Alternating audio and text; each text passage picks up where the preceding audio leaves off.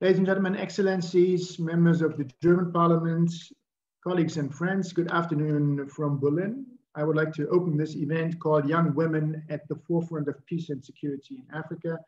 And whether you are in Berlin, New York, Mogadishu, or elsewhere in Africa, I would like to welcome you on behalf of the Permanent Mission of Germany to the UN, the Permanent Mission of Niger, the Elman Peace Centre, the African Women's Leaders Network, and the German Africa Foundation. My name is David Schwarke. I am the Secretary General of the German Africa Foundation.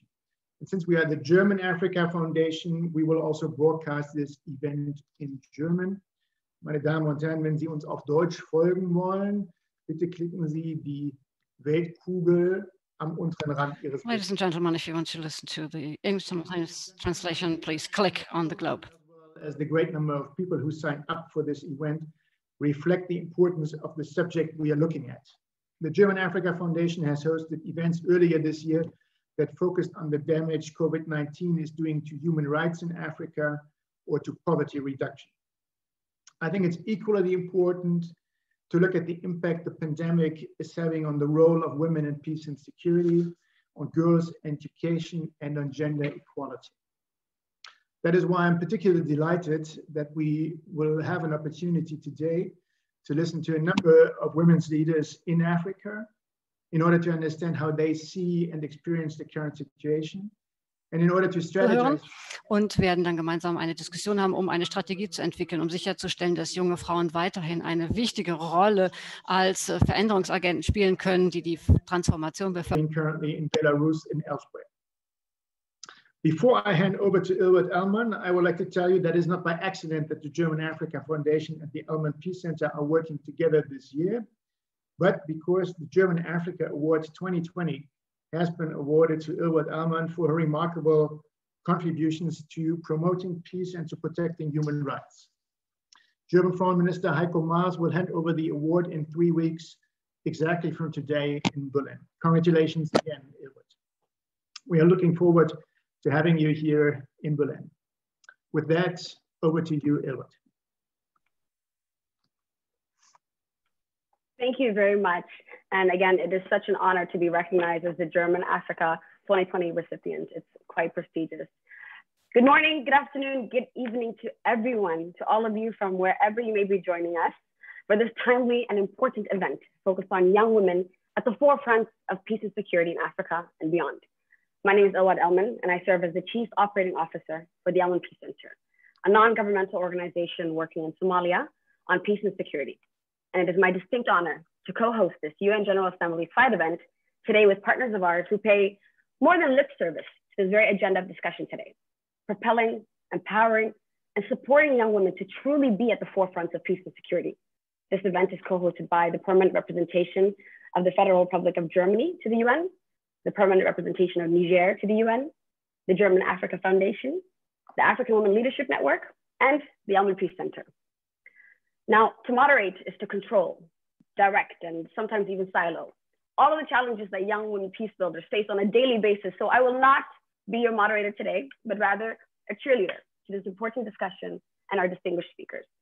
We have an exciting lineup of women who truly walk the walk, who will share some insights from the field with us on a wide range of peace building topics, followed by a reaction from key multilateral stakeholders.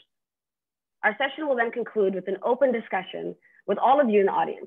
You can use the chat function to write and direct your questions to our speakers, or you can raise your hand on the Zoom function and join us on video to make an intervention. Please note that this event is being recorded and will be available online after. During the pandemic, some of us have become tech experts from all of the virtual events and meetings that we've been having, and some of us, like me, still need reminders to mute ourselves when others are speaking and to unmute when you are taking the floor. So there's your reminder, but we have a lot to get through and a short period of time.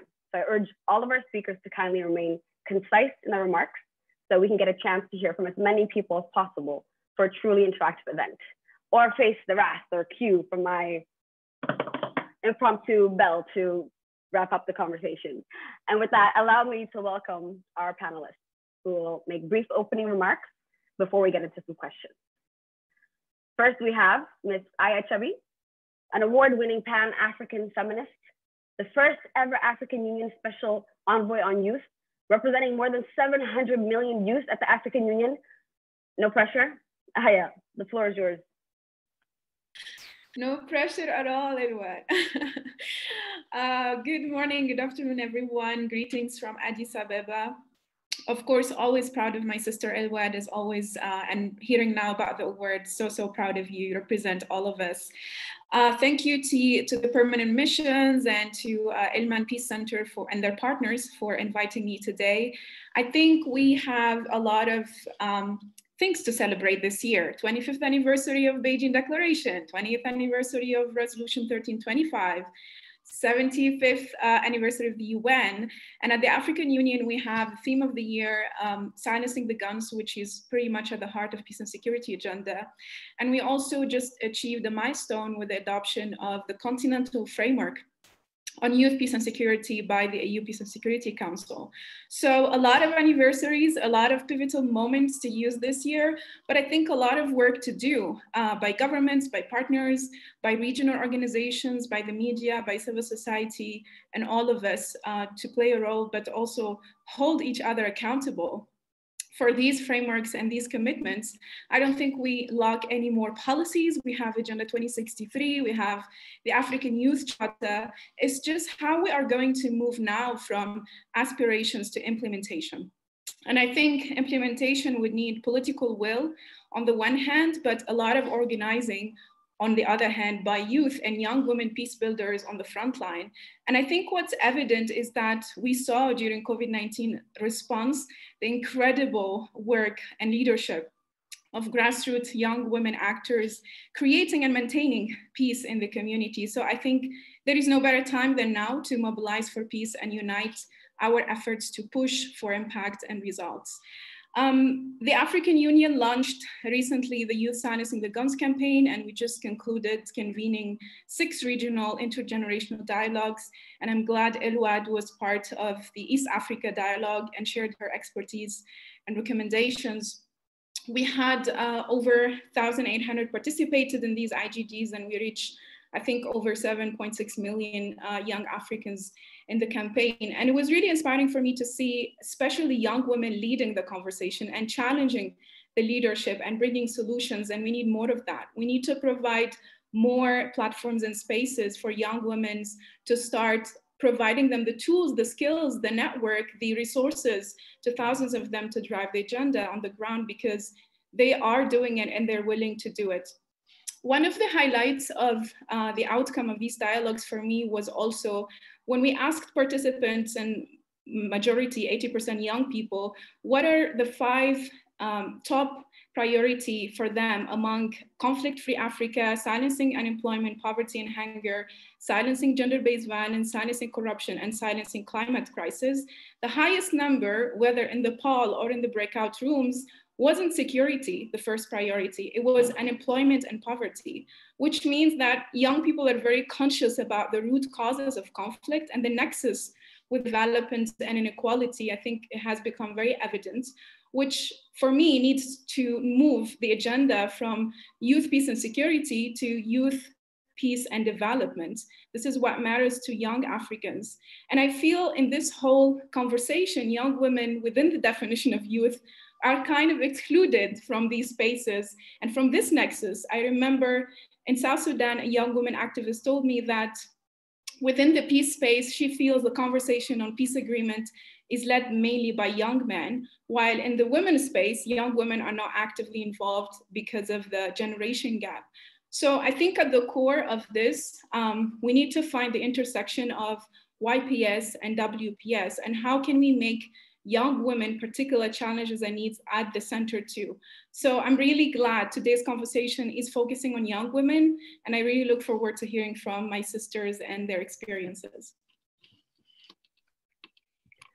Thank you very much, Aya. I know that you have to go, unfortunately, because of the many important engagements that you have, but I do want to take the opportunity to just reflect on that statement. And you're so right in shifting the conversation towards youth, peace, and development.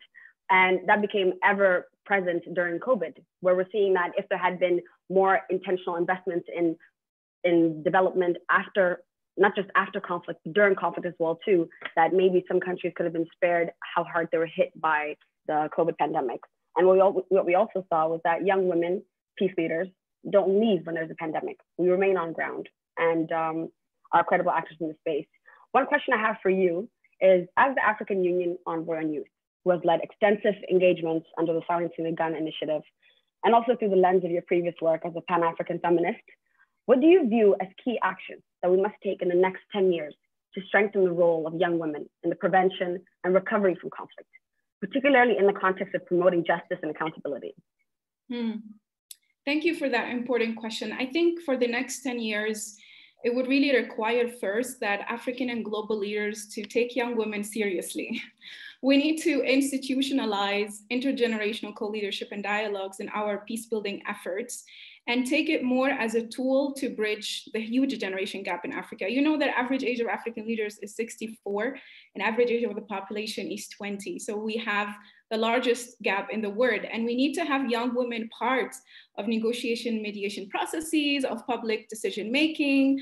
We need young women in missions at national, regional, global levels. I'm glad permanent missions are here, and I hope that they have youth delegates and young women delegates in the UN. We need to really have young women occupy the parliamentary seats and the ministerial, just like we've seen in Chad, in Sudan, in Namibia. And we actually published a report called Greater Inclusion of African Youth in Public Service and Governance, making the case of youth quotas, because women in many countries manage to secure quotas, but what about young women? They would still be discriminated by age and find themselves out of leadership. The second thing, I think we need a strong, resilient, Pan-African feminist spaces for young peace builders and young women. It's important to realize that young people are extremely connected on the continent. What takes place in one country has an effect on my sister in another country. And young women also look at their challenges as intersectional and interlinked. So we need to move beyond temporary response measures, mostly militarized, to fix conflict and put more effort into long-term investment to nurture the next generation of Pan-Africanists. The third thing I think is systems change and governance reform. We need to reform global governance system, our national structures to be more transparent and accountable. Young women can drive that agenda, can digitalize, can democratize everything from information to participation to voice. And that would probably need another whole event to discuss it. So I think myself, you and other sisters here influencing these spaces would need to come together more and put forward some of those reforms, especially now with the opportunity of Beijing +25 equality, generation equality forums. I think we can really put the agenda of young women in peace and security forward. We're actually starting a series of consultation, what we call Baraza, next week. So I also invite everyone to join. And we need to just rally and unite as young African women around that agenda to set it for the next 25 years. Thank you so much, Aya, and you represent us so well. It's shocking to believe that this is the first time that there is a post that is actually representing the 700 million young people in the African Union. So thank you very much for your contributions today. Next, we have Hindu Ibrahim, an environmental activist from Chad. Hindu began advocating for indigenous rights and environmental protection at the age of 16, founding the Association for Indigenous Women and Peoples of Chad. She's a member of the Indigenous Peoples of Africa Coordinating Committee and served as a co-chair of the International Indigenous Peoples Forum on climate change during the historic UN Climate Change Conference. Her work has rightfully achieved broad recognition and support, including the 2020 Refugee International Holbrooke Award. She was appointed as the UN SDG advocate, and by time as a woman leader in climate change. But if I continue to list all of her accolades, we will be here all day. Hindu, please, the floor is yours.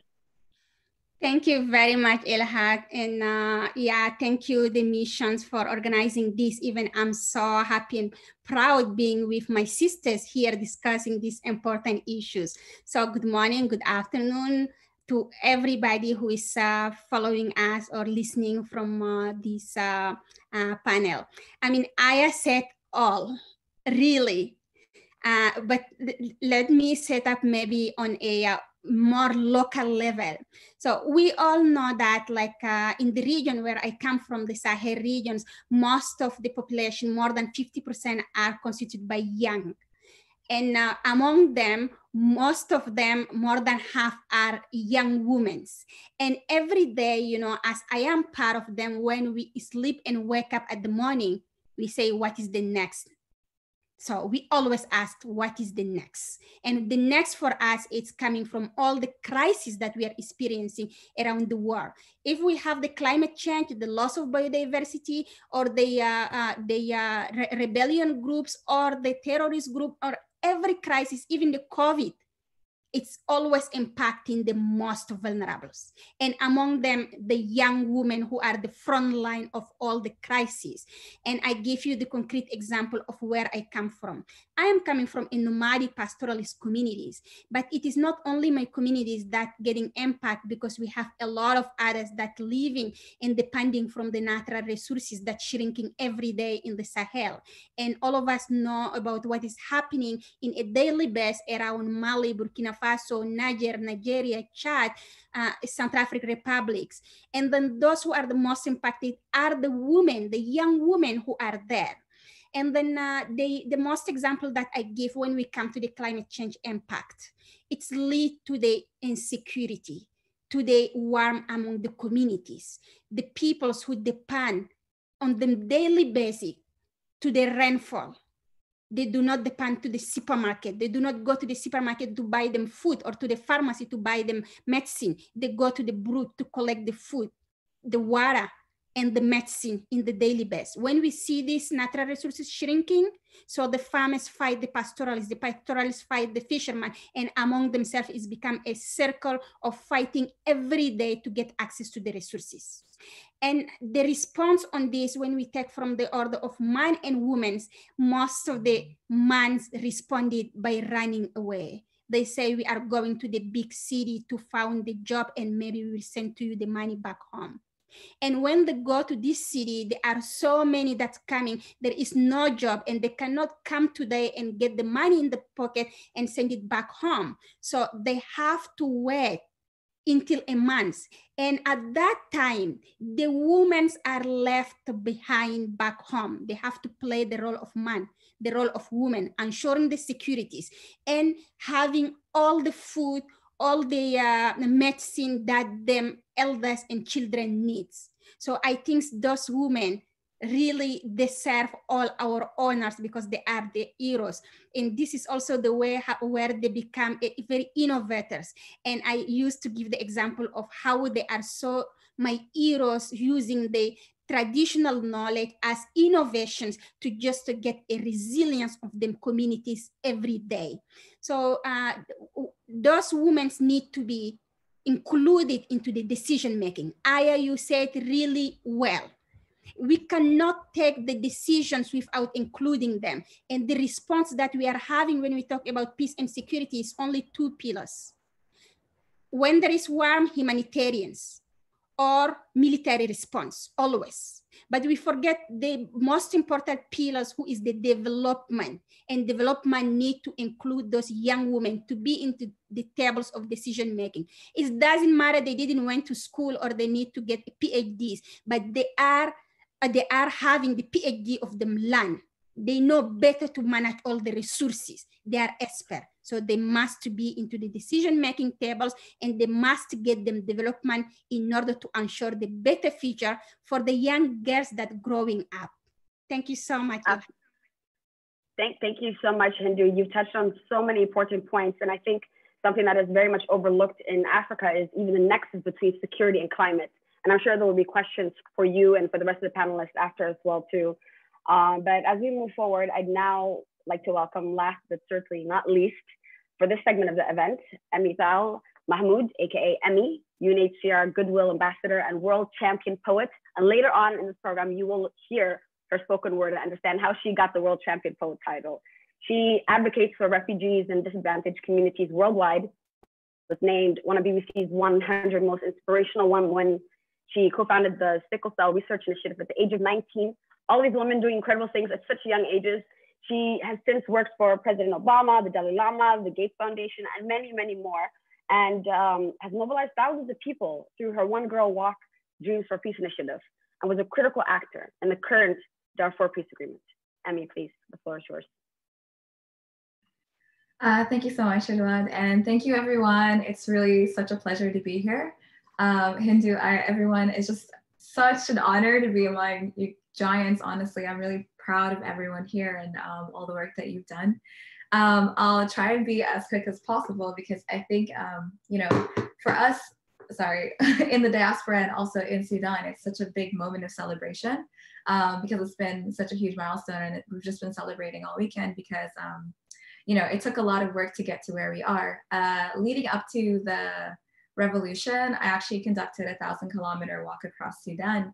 And I remember that was while the regime was still standing. So it was really interesting to see how much that just shook everything up. I remember the kind of opposition that we faced.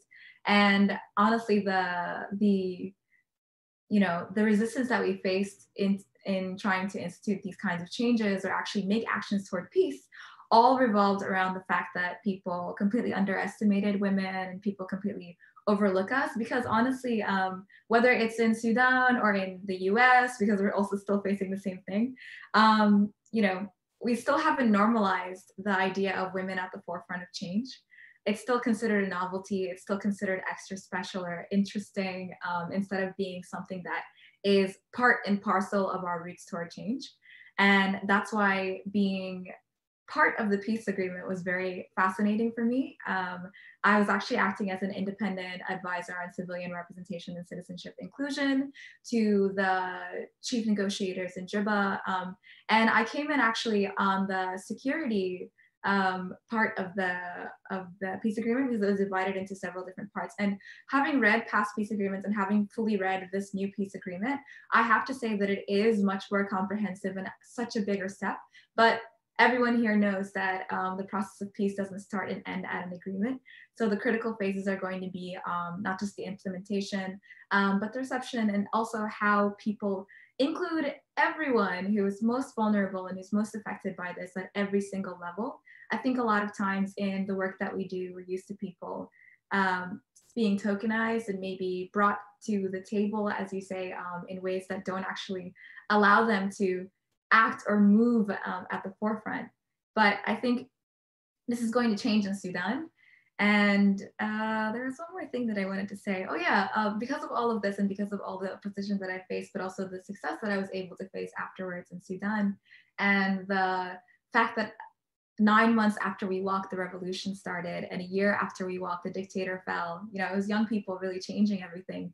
And the fact that in the US, you know, it was really the diaspora that was pushing for the support of the people on the ground. And I do think that a lot of our leaders still didn't see that this big change or this big revolution in a place like Sudan, where the actors are young and Black, and you know, a lot of them are Muslim and things like that. We don't look like what change looks like. We don't look like the kind of people who fight for democracy, but trust me, like we've been fighting for it for a very long time. So the last thing that I want to say is I'm starting this organization called the Women's Table for this reason. And it's named after the statue that is actually at my alma mater. So I went to Yale University and there's a statue over there that is called the Women's Table, and it commemorates all of the years that women were allowed at Yale University. And it starts 50 years ago because women were only allowed in 50 years ago in 1969. That's the year my mother was born. This you know, university is 300 years old. And so a lot of us are still facing the same challenges everywhere. So it's a social disruptor, and we're going to start bringing people to our table instead of actually, you know, letting change still happen on the terms of the people in power. What I like to say is that the biggest problem that we're facing toward peace today is just that the people who make the decisions are seldom the ones who have to live with the consequences. And I think that it's time we change that.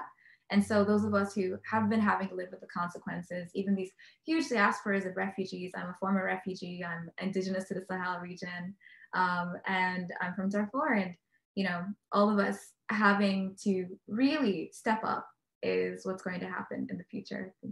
That's all I have to say.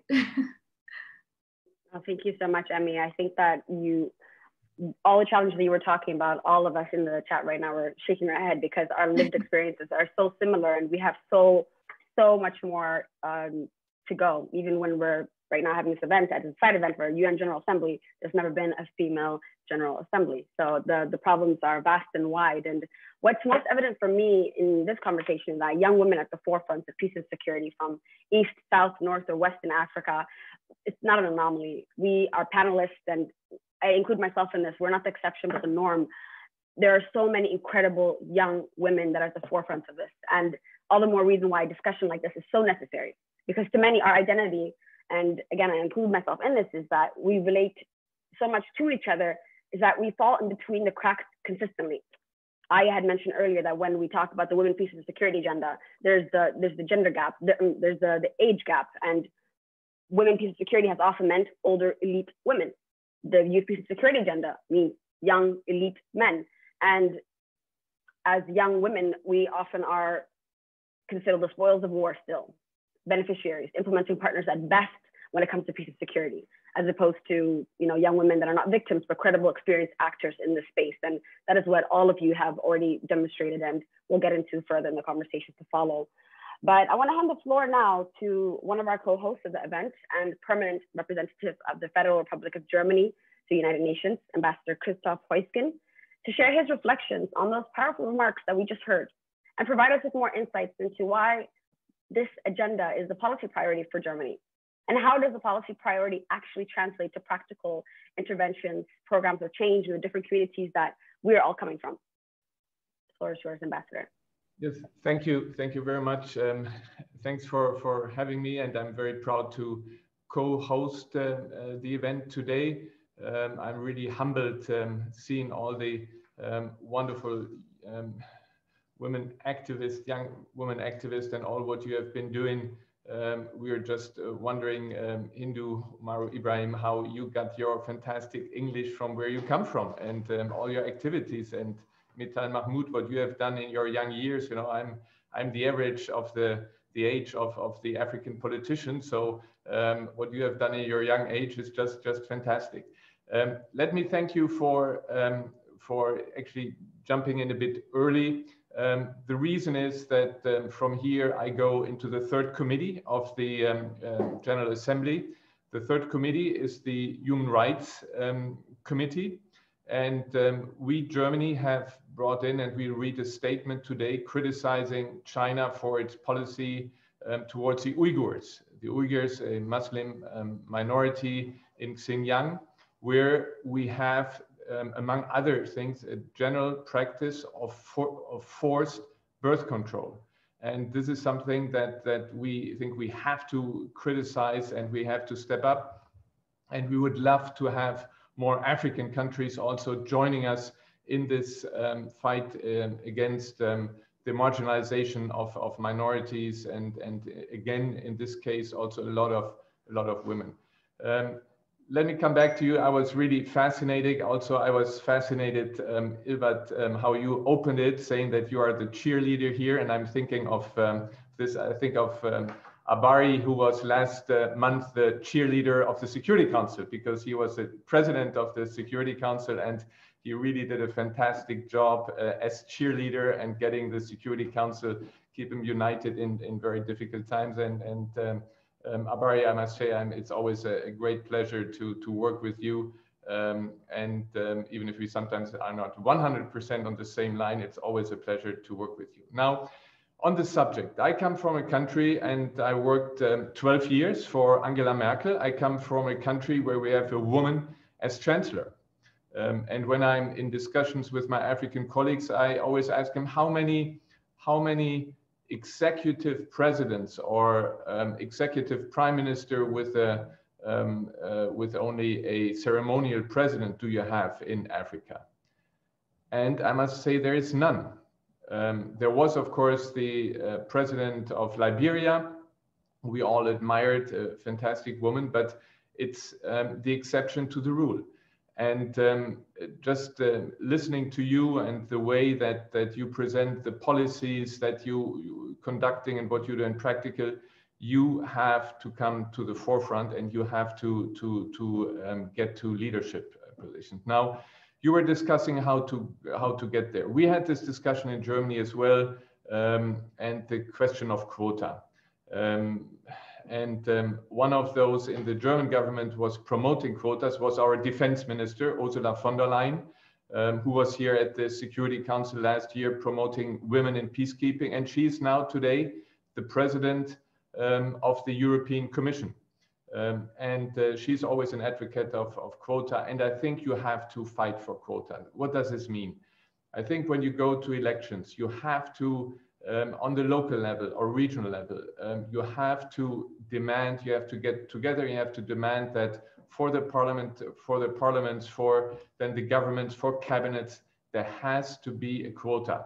And you have to go for 50-50. We have in the German cabinet, on the Christian Democratic side, the side of the Chancellor, we have 50-50. We have a new defense minister in Germany, again, is a woman. And we just have to do more. You have to demand more. There are studies that are always quoted that when it comes to negotiations to peace agreements, those where women were involved in negotiating these peace agreements actually held much longer, were much more stable than when it were only men involved.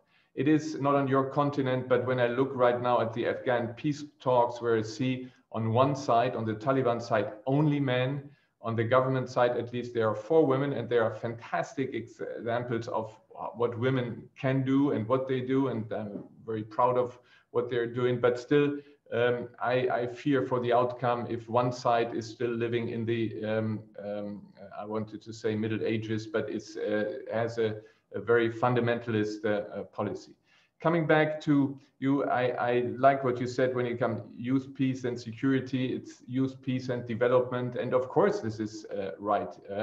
Women now in COVID-19 in all countries in Africa, they are the victims again, because they cannot go out, they stay home. They are then again the victims of sexual violence, and they lose their chance for education because they have to stay home. And again, we have so more has to be done. We have tried here at the UN to work hard and support the women, peace and security agenda. Actually, I'm very proud to be the co-chair of the group of friends of African women leaders, to the only men, and I do this together with Martha, our wonderful permanent representative of Ghana. So we work, and with my team here, we are working very much on the agenda. We had, when we had in the Security Council, we had 2 major debates on conflict-related sexual violence. We had Dr. Mukwege here in New York. We adopted a resolution 2467 with a victim-centered approach, and we keep this the WPS policy in all country-specific work on the council. We are funding projects to implement the WPS agenda through the Women, Peace and Humanitarian Fund. We are the biggest donor of the Secretary General's Peacebuilding Fund, which focuses on women, peace and security and gender promotion. So I can only commit here to continuing this fight. We have some of you, I know some of you personally, also from having spoken at the Security Council or ECOSOC. We have a record number of women briefers and also many young women briefers to the Security Council. So we really try to get you involved here. So as I have to leave again to fight for human rights, I want to thank you for your engagement. Germany will always support you, and please speak out and become more demanding when you see all the African leaders and their age and you know all the countries that are there. I don't need to mention that. You have to step up, fight for it, get quotas, and you will make it, I'm sure. So thanks again for having me. I'd also like to thank David Schwake for organizing it. We go back some time, and he has also been together with our former president, President Köhler, who is a big Africa fan, worked for Africa. It's a wonderful continent, and Europe and Africa, Abari, we need to work together. So thank you for having me.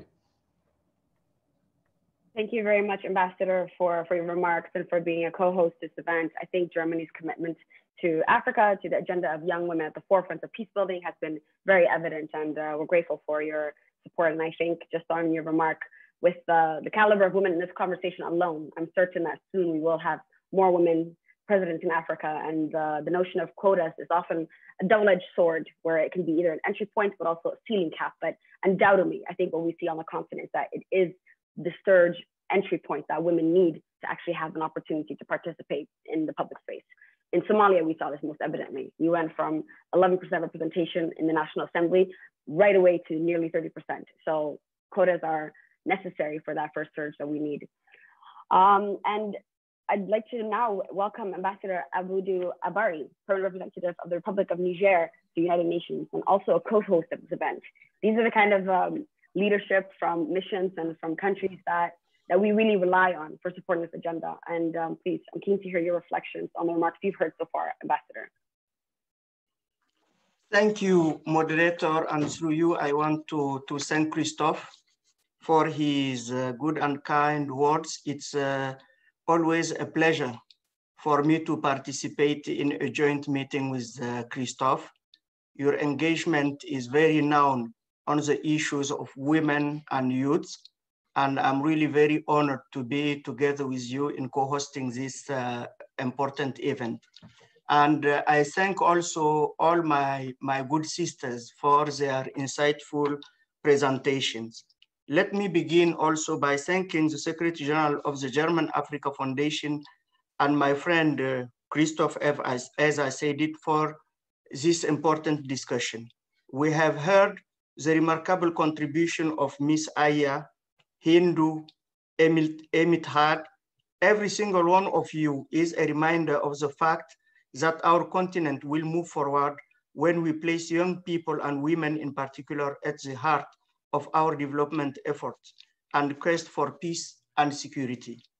We must have confidence in young people, invest in young people, and count on and with them to build our nations. As late Secretary General Mr. Kofi Annan used to say, have confidence in the young people, give them a chance and they will surprise you. Many of the world's major changes were ushered in by the dynamism, fearlessness, and the undying optimism of young people. Our continent, Africa, is the world's youngest continent. It also has the fastest growing population. While this is an unprecedented opportunity, it also presents our African countries with the difficult task of creating the conditions for a secure future in a never-changing global context. A fully empowered youth population could allow African countries to harness the benefits of the demographic dividend. However, if untapped, a large unemployed youth population could be a hotbed of social discontent, turmoil, and conflict. Unlocking the potential of the millions of African youths would be a game changer for Africa and for the world. As our briefers mentioned today, young people, especially young women, face multi-phase challenges and inequalities in access to education and severe human rights violations like child marriage, as well as various forms of violence. Ms. Ibrahim also clearly highlights the particular effects of climate change on women and the livelihoods of communities. As you know, Germany and Niger are among the like-minded Security Council members that are working to ensure climate-related risks are accounted in a more systematic way in the Lake Chad Basin and the Sahel. The interconnection between insecurity, poverty, and climate change is clearly established. Climate change represents an undeniable threat to peace and security, and the time has come for a more ambitious, robust, and coherent commitment to deal with it. My delegation is particularly concerned by the vulnerabilities affecting girls and young women in conflict-affected contexts, which, in addition to social constraints, acutely impact their access to education. During our presidency of the Security Council last month, we hosted an open debate on the question of attacks against school, which was sanctioned by the adoption of a presidential statement which recognized the gender nature of attacks against schools and demanded greater protection for all children and girls in particular. In many parts of the world, the effect of attacks against school is even more acute for girls. Girls are significantly less likely to return to school following lockdowns and destruction to school infrastructures.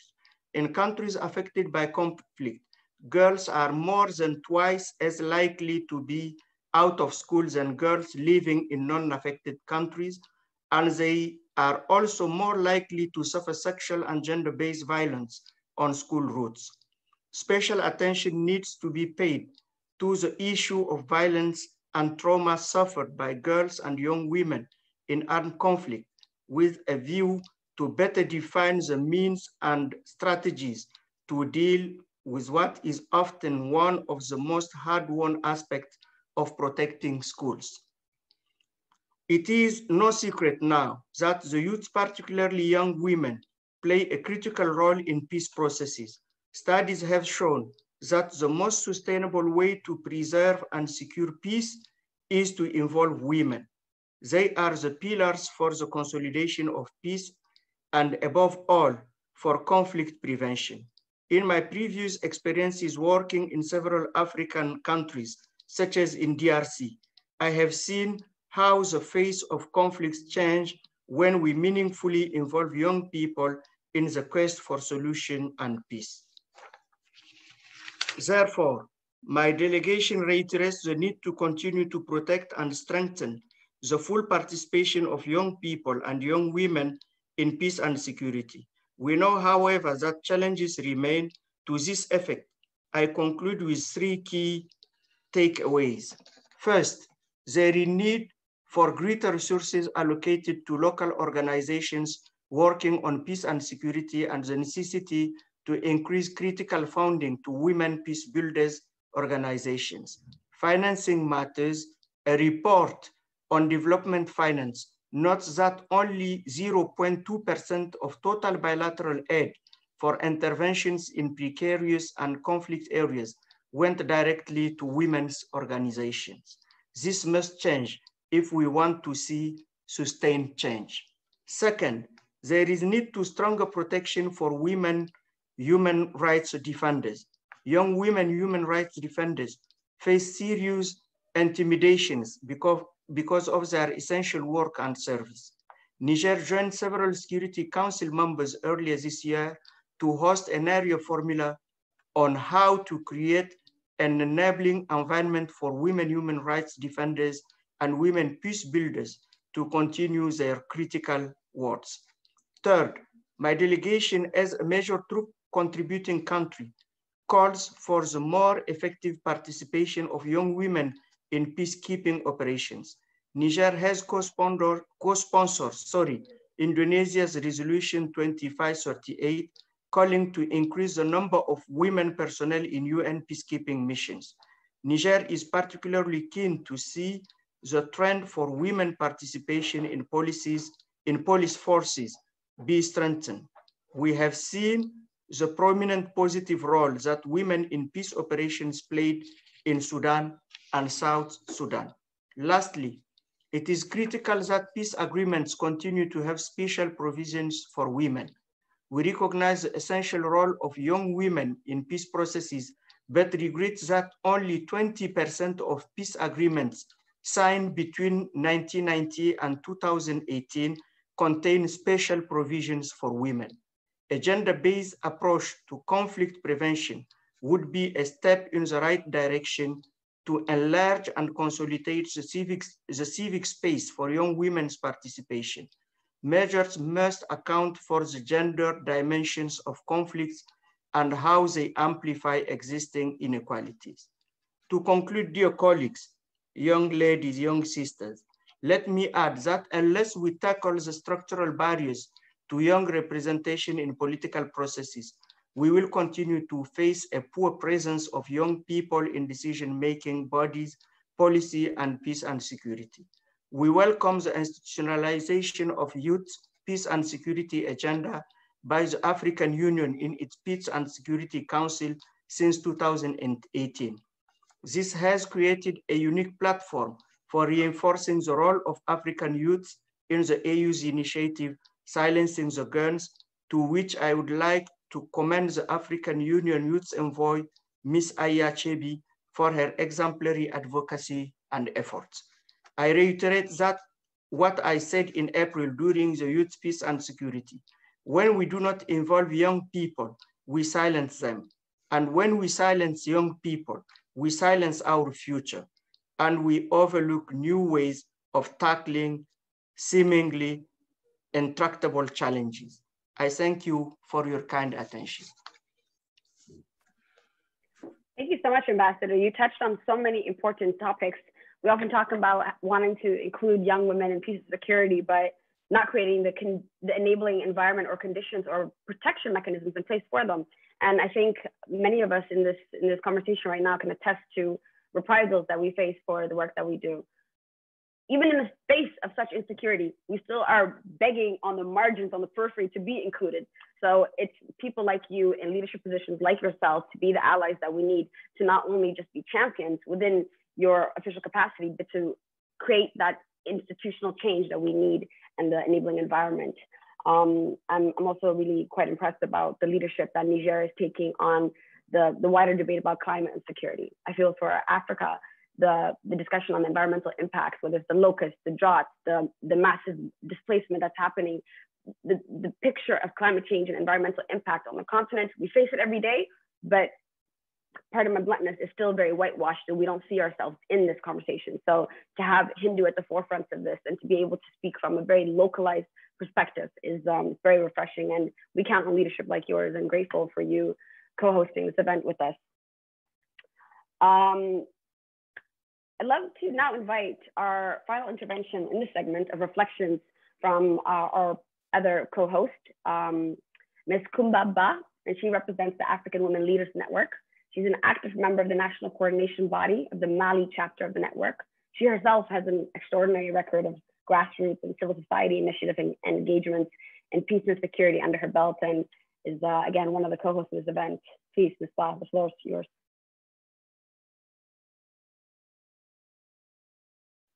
Thank you very, very much, dear Sister Ilwad, for your great cheerleading. And I extend my warm greetings to all the excellencies and the organizer for this great conversation. And I extend my greetings to all the participants. I see that we are being followed by over 100 people.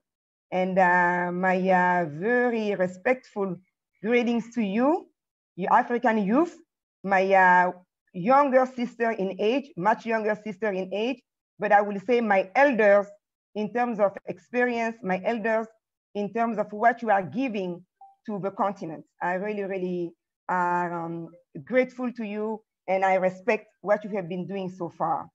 What I would like to say is maybe not go over what has been already said, but I would like to share a little bit of our own experience in Mali and the little bit of experience I have been personally involved with. Listening to the ambassador, listening to Mr. David Traki, and listening to our sister Aya, Amital, Hindu, I would like us to maybe reflect a little bit on the situation that Mali is living. As you know, we are going under a transitional period. This was the fourth coup d'etat we've just underwent.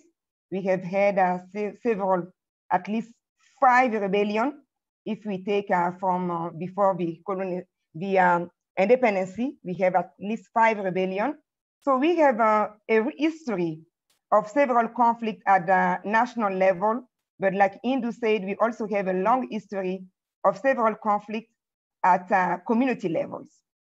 I would like first to reflect on the problematic of the quota, because Mali has had since 2015 a quota law which guarantees a 30% representation for women in a political position and also in administrative position.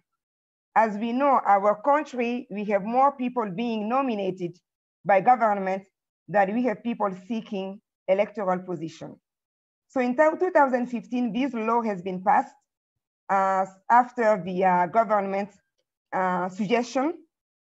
But yesterday, we had our transitional government for 18 months, total of 25 positions, only 4 have been reserved to women.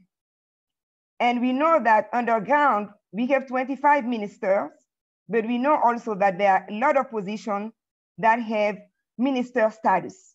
So if you look at it, like we have 4 women out of over 30 men positions. This is after a law has been voted in. So what I wanna say is maybe quota is a great beginning, like Ilwad has suggested, but it's really not the end of the fight and the end of the commitment and the end of the work.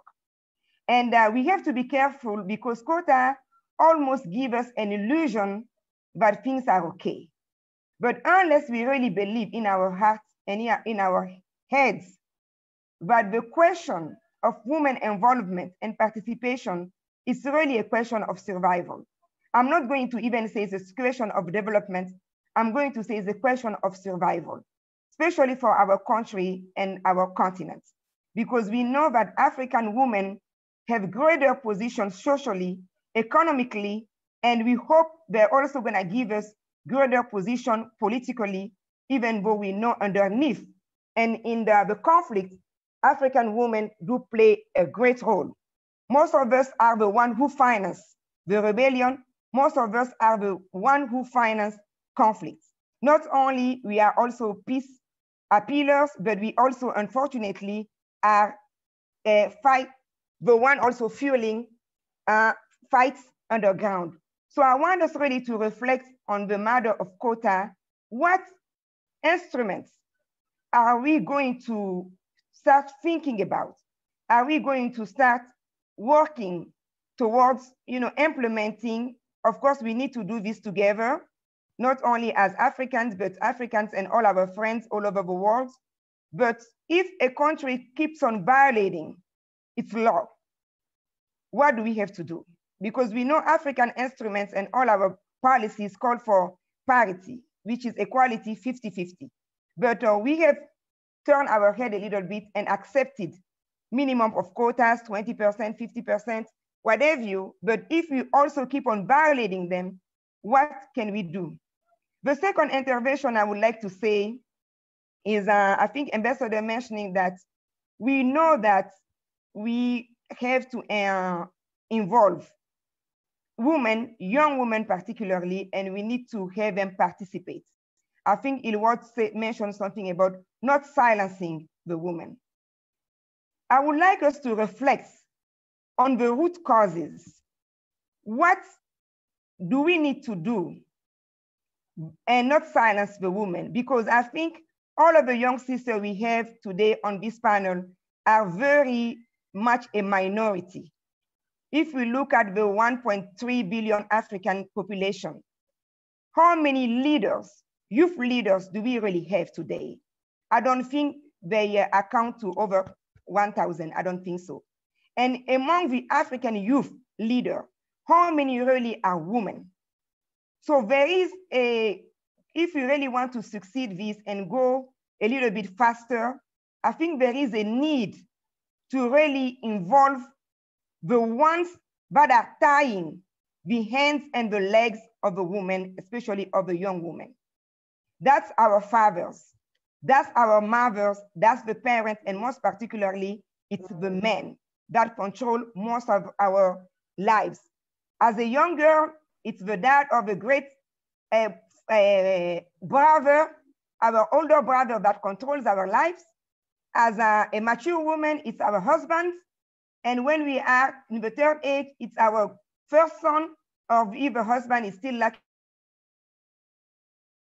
a really opportunity for us to not be afraid to involve men in this such participation.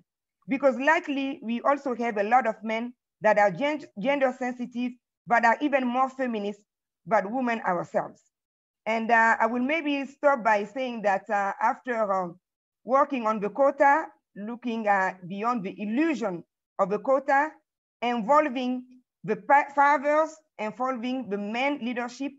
And I will maybe also close by saying that there is also a greater opportunity by a younger African sister to really work together and look beyond our borders, look beyond our language barriers, but really go above. For example, myself, I'm grateful to God that I really didn't have half of the of the conflicts or the fights, and but you have survived. I'm talking to my young girls. You know, I've been always at a very comfortable situation, but I think also the ones that are not directly affected by the issues need to be involved and need to believe in it and know that we all are going to survive together as women, or we all going to die together as women. So that's what I want to say for now. Thank you so much for those interventions, Kumba. I'm going to push back on a few and agree with some. I definitely believe that the women that are represented in this panel here are not the exception, but the norm. And I really want to reiterate that constantly. I believe that access to information, access to platforms like this, the privilege that we have is why people see us consistently. And we have a responsibility to continually give platform, agency, access to information and bring the vast majority that I see every single day in Somalia that are much braver than me, much smarter than me, much more invested in the community than I, to also be in these spaces. So I'm going to push back on that comment, but really do echo your message that not all women in leadership positions are for women. In Somalia right now, we are facing a horrific bill on legalizing child marriage that was majority supported by a subcommittee of all women. So it's, you're right in saying that we need to have leadership and horizontal partnerships across generations, across men that are allies, that are champions, but also push back on that as well too, that we cannot look at men as they're not only the problem, but definitely not the only solution. So I think that this conversation is getting a lot of participants and a lot of questions coming in because it's so necessary and timely. And I think that all of us in this group right now, we are essentially speaking to the converted. We all believe the same things. And I want to give one round to our wonderful speakers, Hindu and Emmy, to respond, to react, and then open it up for conversation because a lot of us here are, you know, we talk about the things that we are for, not only the things that we are against. We're solvers, we are solution oriented, and we don't want to just agonize about the problems that young women face at the forefront of peace and security, but we want to talk about solutions and moving this conversation forward. And we do have other people that want to add their remarks as well too, but first, Hindu, can we hear from you, please? Thank you very much. It's very inspiring to hear from all the ambassador and Sister Kumba, and of course, all the rest of the speakers. I mean, I think, as you said, we need to see how we can build back better with the young women. And we need to see those solutions in the concrete way. I'm going to propose to all of you for the Germany Africa Foundation and for the rest that listening to us. We love talking a lot, and it is not time to take anymore. It is time for action. I really tired about this. We attend a lot of climate negotiation, biodiversity, conflict, human rights. Seems like we are all expert on what is happening, and those problems continuously going on. And I can tell you, I witness that every day in my community, in my peoples. And when I see the young girls that growing up, so what will be their future? I am responsible to design a better future for them, as all of us are responsible.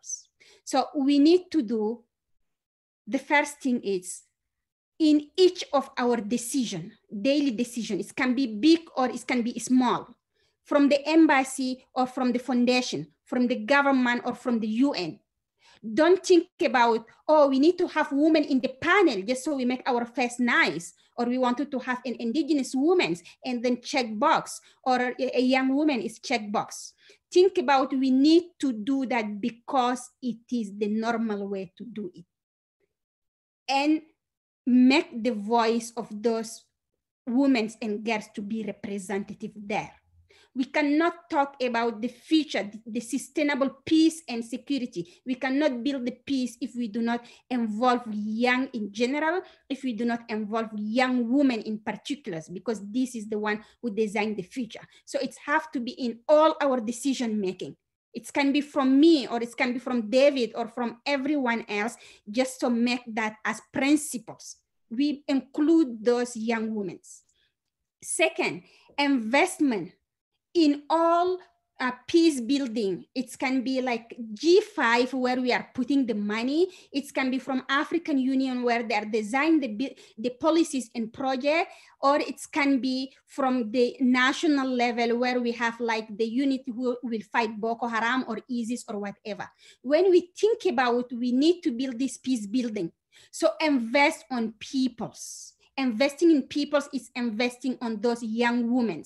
If this young woman, she have just a small revenue to eat for herself, she can turn it through a big goal to send her children to school, to give them an avenue, to avoid that they get them through the terrorist groups, because I know what's happening in my regions. If the young people have nothing to do, they get brainwashing by all the groups, and it will be taken by the politicians saying like this group, these communities, it will become again talks. So turn it through the action and invest directly on those young women by giving them a concrete needs. Thank you so much, Hindu. Yeah, finally, as all of you, we need to come all together as young women. And I'm ready to collaborate with all of you who are here and with the others to build back better. We need to be united. It is time of the partnership. And this is my SDG message. Come together and we can achieve the partnership and achieve all the peace and security. Thank you. And that is a perfect segue as well too, where I want to see the rest of the conversation going forward-looking, solution-oriented. But I think before we move this any further, Emmy, please, will you show these people why you are a world champion poet, and we can just reflect on everything that we have just heard, and then we can open it up for our discussions, because there's a lot of questions coming in. Great, and I'd love to, comment also on all the conversation going on, so thank you so much. So it's been really beautiful hearing all of this, and you know, I definitely agree with your pushback also, Ilwad. I do think that, for example, like when I started as an advisor for the peace agreements, the first thing that I had to do was actually renegotiate my role, because they, when I was asked to come in as an advisor, they said, okay, we're gonna put you in charge of all things having to do with women. I said, actually, what about vulnerable populations and just citizens in general? And so it actually took a while, but I think, you know, just like Hindu is saying, like redesigning the future is really important. And I'd like to add that redesigning the future begins with redesigning the present, because a lot of times the moments that we step into, the roles that we step into, you know, and the idea that we shouldn't ever close the door behind us, which is the principle that I go by, it starts with just redefining the role that you're in. And I think all of you wonderful people are an example of that, Hindu, Ilwad, and Aya. The two things that I wanted to mention were 3 different laws that I put forth during the peace agreements. I made sure that we would be recognizing vulnerable populations in ways that are not only legalized, but also in the peace agreement, and also ways that we could build on. I created a human amnesty law, which is something that would help override a lot of the laws that are existing within the country. And the last thing was, I think federalizing crimes against the vulnerable and the marginalized, this is something that is very new in Sudan, and we're working to actually make it a bigger part. It hasn't been fully adopted in the peace agreement, but a lot of it has, especially for indigenous people and people with no land rights and a lot of refugees. The idea basically is that if you were to attack a woman or attack a village or attack an indigenous person or attack my family, like happened in Darfur and things like that, it would not just be considered a normal crime, because these are not just crimes of theft or, you know, of violence. These are crimes that are actually could be federalized. They're not just hate crimes, they are actually domestic terrorism. So I put forth that we recognize a lot of these acts against young women in particular and indigenous populations and, you know, the things that actually lead to war as what they truly are. They are acts of domestic terrorism that eventually become institutionalized because there's so much impunity to go around. There's enough of it to go around that even after the dictator fell, there are still people who are facing impunity in our country. So yeah, so that's all I want to say for now. Oh, and the last part is that I take what you say to heart, Hindu. We really are taking action to our words in Sudan, at least, especially in the refugee populations, the work that we've been doing in the IDP camps, where my personal plan and my work is that we're going to be working on the first comprehensive plan for return, because there are 2 million internally displaced people in Darfur right now, specifically in Sudan, and they were not included in the revolution. And so we're working really hard to make sure that the revolution doesn't just end with, you know, however people have framed it in, you know, the more popular regions. So we're making sure that more people are accepting it now, and the young people in Khartoum see that and they understand that and they lift us up as well. So don't close the door behind you. Get ready for a lot of young women creating not just ideas, but laws and then implementing those laws. And that was something that I learned through these peace agreements, that recommendations are actually just laws in the making. And yeah, and just get ready, I guess. Is there anything else I need to say? No, I think that's about it. Oh, right. The last thing was that the women and refugees who were supposed to be part of the peace agreements were actually sent back. And they said that the refugees who were going to participate were sent back because there was a logistical issue. And then the women, the people who actually did show up were, in their words to me and to all of our communities, they were tokenized. And so a lot of times people, like everyone has said, put check boxes that they included someone, but they were never really truly included. So we're trying to grow that space now. So yeah. I hope that made sense. I talk really fast when I'm nervous. For somebody, that was wonderful. And actually your last point is one of the questions that we had as well too, of just that the inclusion of women and youth and their empowerment is often embedded in the conceptual frameworks and monitoring system of projects and initiatives introduced by UN agencies and developed by the community. So what can these institutions and organizations actually do better to improve the participation of women and girls? But I don't know if you want to reflect on that question. You want a poem time? Let's do it. Oh, right. Reflect on your question. Oh, sorry. Wait, I'm sorry. I got confused. I thought that was the question. Well, anyway, I agree with your question. I think it's a brilliant question. And I think that the way that it works is that, well, like we've been saying over and over again, for instance, I'll just use my own example. A lot of the spaces that I enter, you know, we will all be sitting in different, very predefined roles. And me as somebody who is from the region, but also has the educational training and the, what's it called?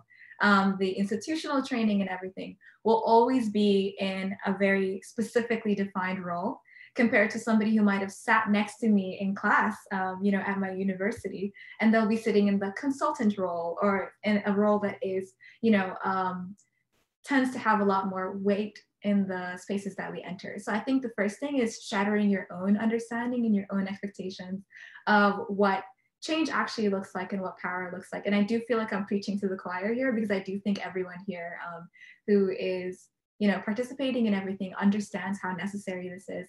It really, really does begin with actually just changing the definitions of those roles and changing the restrictions that a lot of us are brought to the table on. I think we go from meaningful participation, forget about meaningful participation. From now on, it's meaningful collaboration and above. A lot of the people who are young, especially in Sudan and in the US even, many people are saying that young people are disillusioned or that we, you know, ask too much, but all we're really doing is just raising the standard. You know, we're basically saying that, hey, you're here, we need you to meet us here.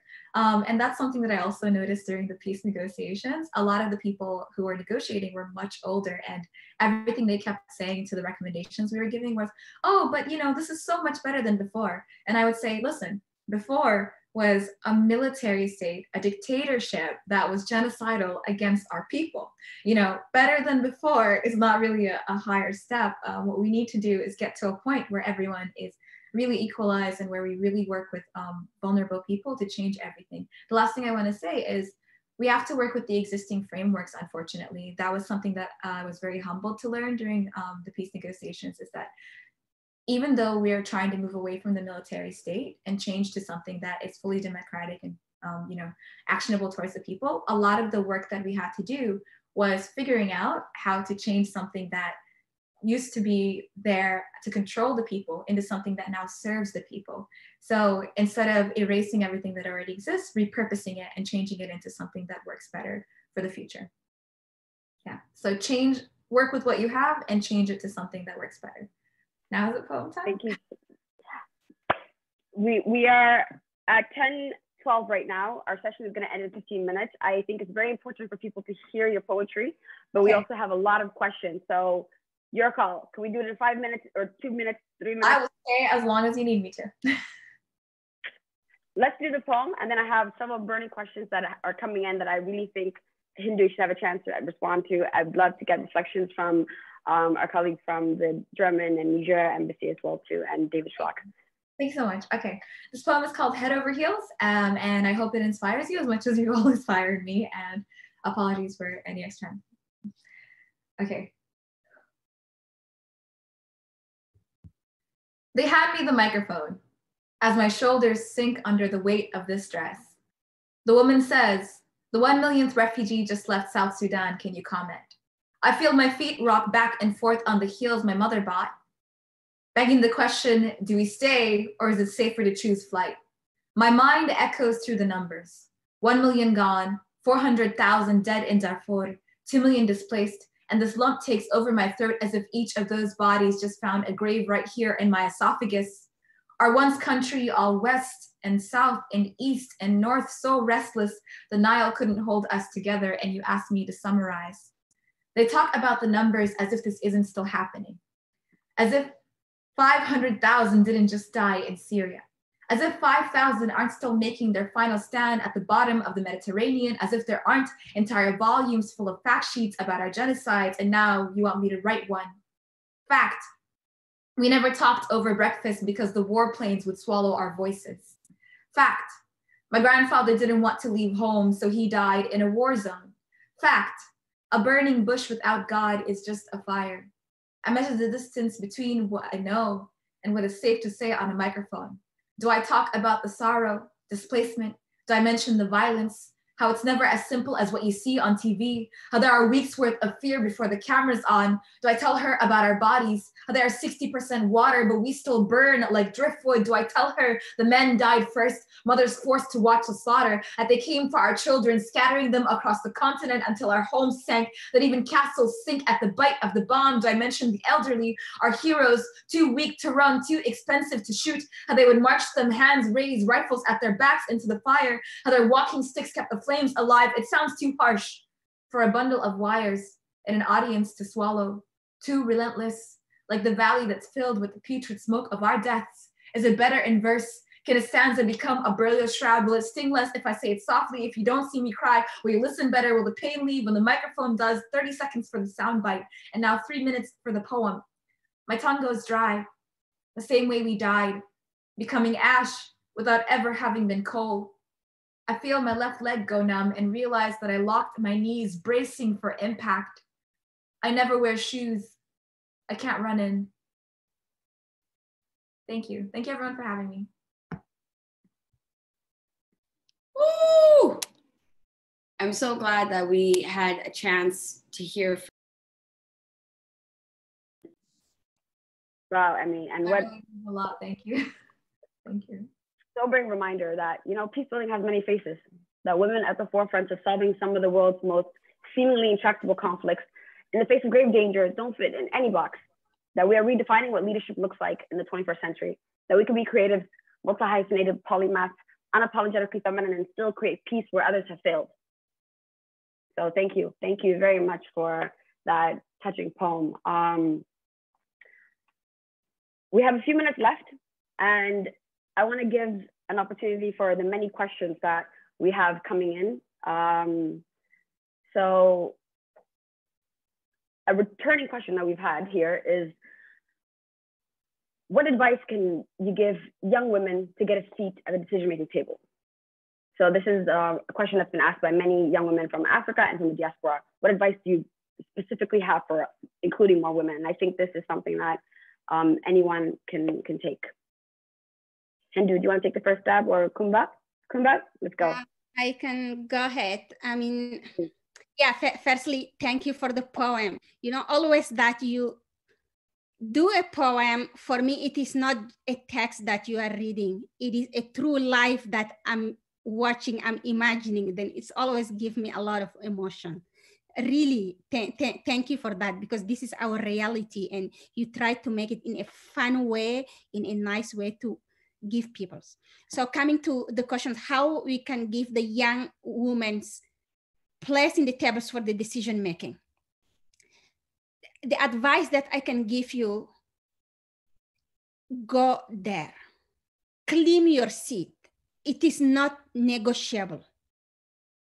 The women are more than half of the world populations. The young women are part of them. We cannot just accept to be a box filling. We have to claim it. Claim it. If you have a meeting or you have any decision making, there are not women there, just to denunciate this one and tell them that it is not normal to do not have a young woman. You will be excluded for many times because of your reason. You will be like just giving the seat and not giving the voice. You will get frustrated.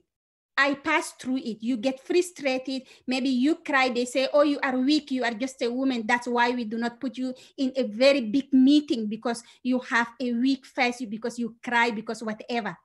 Don't think about what they are saying. Think about yourself, who you represent. They can be anyone else, but you are representing a people. You are young, you are woman, you are a power, you are a decision maker. Think about that, and think about you are not alone. If you are there, they want to exclude you. It doesn't matter. You will get another seat, and you have sisters like me, like Ilham, like Emmy had, you, like Kumba, all of us. Think about, we are there, even far, but we are in energy with you. Just to assume it and take your force, be there. It's not easy, but you have to do it. You are not alone, and you have us in this panel. And I think that's also a really good entry point into the next question I want to address to you, actually, Kumba.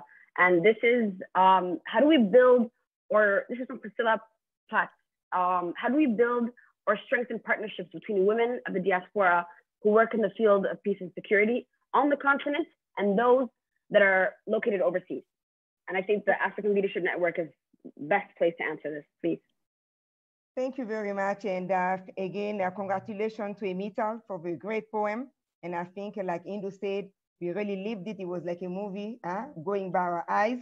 I would like to first answer to the first question and bring the matter of education, if you allow me, Ilad, because I think today, nothing is possible without being educated. I'm talking about instruction, and I'm talking about also knowing about our own values and our own morality. We cannot get the seat if we don't have the competence, because you'll get the seat once, but we're not going to be able to keep it. So it's very, very important. And today I want the young girls, our sisters, our daughters, to really also use the digital world, because there are a lot of excuses for women not to be educated, but I think those excuses, very few are valid excuses. So they can also really tap in the digital to fill in a lot of gaps. And also for the young women to define themselves as their person, and not only define themselves as under the casket of a man. That is very important, especially for women in the Sahel, where we have a lot of pressure of women going under marriage very soon, of women renouncing of their own dreams and goals and fulfilling a man's dream. So that is very important, because you will live under somebody else's shadow, and sooner or later you will rebel. So I want the young women to be very powerful in their mind and really not play with education. Now, as to bridging diaspora and local community, I think we can also start by using digital worlds, because today, a lot of our capital region, even though we don't have a lot of penetration in the sort of infrastructure, and cost is still very high, I think diaspora can really help in. And also for the diaspora to come often. whoever is not a political refugee, I think, you know, you can have a lot of theory, like Indu said, the diaspora are very good in policies. They are really good in making suggestions. But coming on the ground and really facing all the political and the harsh environment, a lot of them do not do that. So I really invite them whenever they take vacation, whenever they have some leave, to come and have on the ground so we can really implement the great suggestion, because yes, it does come with a theory, but we need to practice, and it's by practicing little by little, but we see the mistakes and how we can really correct as we go along. So I will advise the diaspora to really give us a little bit of patience, because sometimes they are very frustrated, especially when it comes to corruption, because we need to really clean up the environment, good governance. So diaspora have a lot of experience with that. So they need to come and help us really be innovative and without compromising our security, because we know once we are local, it's not really easy to be very vocal without having some guards of not threatening your health, not threatening your liberty, your freedom. So it's very important also for the diaspora to come and help us with regard to good governance, with regard to corruption, fighting corruption. One thing also I would like to say with young youth is to be involved at the political level.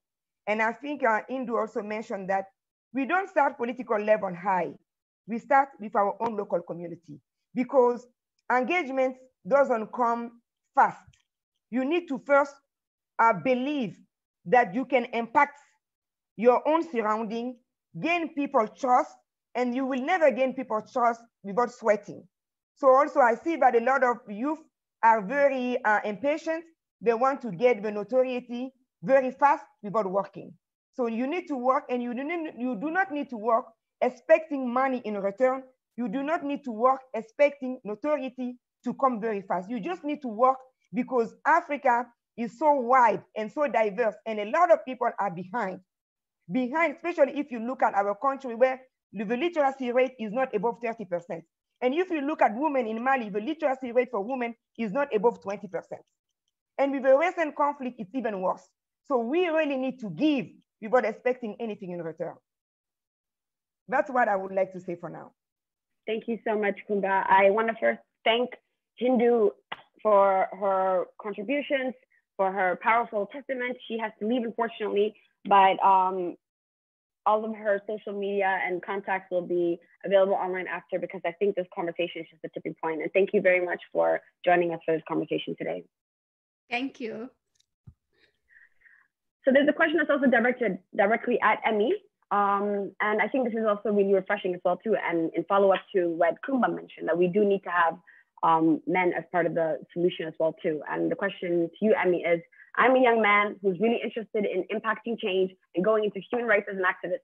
What major advice would you give me? Thank you so much, and thanks for passing that over. Honestly, I would say join the women's table. What's really funny is that when I first started pitching this idea to, you know, some of the organizations that we work with, like the World Bank and things like that, they always said, well, what about the men's table? I said, well, the default in the world is that every table is the men's table.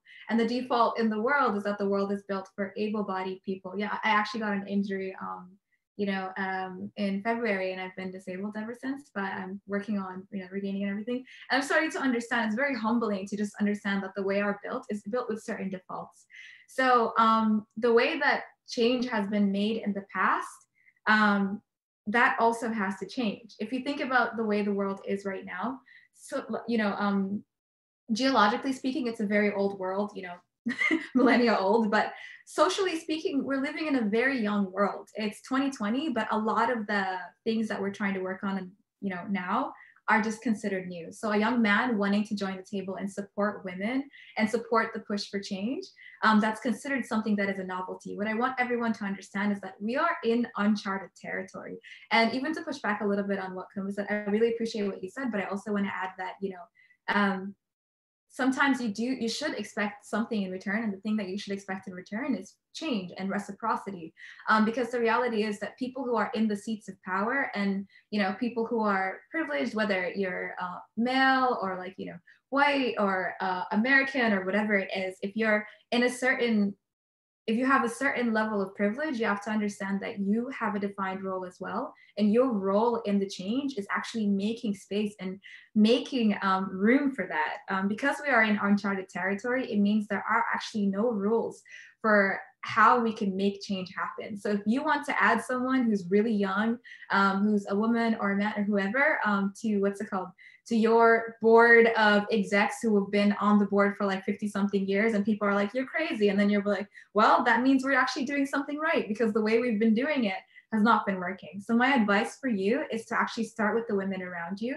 and start with the people around you and ask what it is that, what's it called, is something that they've been having trouble making happen. Because you as a young man, I'm not sure what, you know, what other privilege you have or whatever it is. I'm just going off of the fact that you said you're a young man and that you want to help, you know, women change things. What I would say is the first step is be the advocate for people in rooms that they cannot enter. So I know that, you know, a lot of people who have different sorts of privilege can enter certain rooms where I can never enter, or where Hindu can't enter, or where Iwad will never be. When you're in that room, be that advocate for every one of us. Everything that you heard today, take that with you. If you hear a random guy or an uncle or whoever saying something that wouldn't fly with any of us, be that voice in the room and grow that space. And that's how the change actually starts to happen. When you start to shatter expectations, when you start to say, hey, listen, you know, we are in uncharted territory. If people say that, oh, the UN is really old, the UN is really old, but we're starting to change different things. As somebody who's in UNHCR, as a Goodwill ambassador, I've actually been redefining the role as well. I'm learning that you have to sort of say, well, the way we've been doing it, you know, 100 years ago, women didn't have a right to vote in America or like wherever else that we're at. And, you know, you have to say that, listen, we need change to happen at this level, but we're over here. So we need something that can catalyze change. And that means very robust and very seemingly liberal or extreme policies, but really they're just what we need to actually catalyze change. A lot of people cannot afford to wait. And for me, it's been a very, very personal example. Just, you know, even in the revolution last year, a lot of my family members were killed, including my young cousin Mohammed last year in January, just a couple months after I'd seen him, because I was on the ground in Sudan, you know, doing the peace walks, doing peace talks, and I was on the ground when the revolution started, but I had to get out because, you know, as somebody who is a political refugee and all those different things, I had to leave. But the thing that hurt me the most was just understanding that even though I am in these halls of power, and even though I am in these spaces, even though, you know, I speak at Davos or the floor of the UN or whatever, it didn't really matter, because I'm still seen as someone who is either a token or who's there representing a certain thing. I'm not allowed to break the confines of the role that is predefined, but I break it anyway. And, you know, I get in trouble sometimes, but it's okay. If you're not causing trouble, you're not making change. But it hurt me a lot to just understand that people are literally dying for their lives right now, and they cannot afford to wait for the system to change around them. So everyone, we need all hands on deck, and we need every single person in the world to start acting toward change. The problems that we have in the world didn't happen overnight. They weren't the result of one person. So they're not going to change overnight or by one person, but they will change dramatically the more hands that we have. So the last thing I'll say is bring people over to the dark side. I'm kidding. The dark side is not the feminism. Bring people over to our side. Convert people. Be evangelical about feminism. Be evangelical about peace and all those different things. Like actually really bring people over here.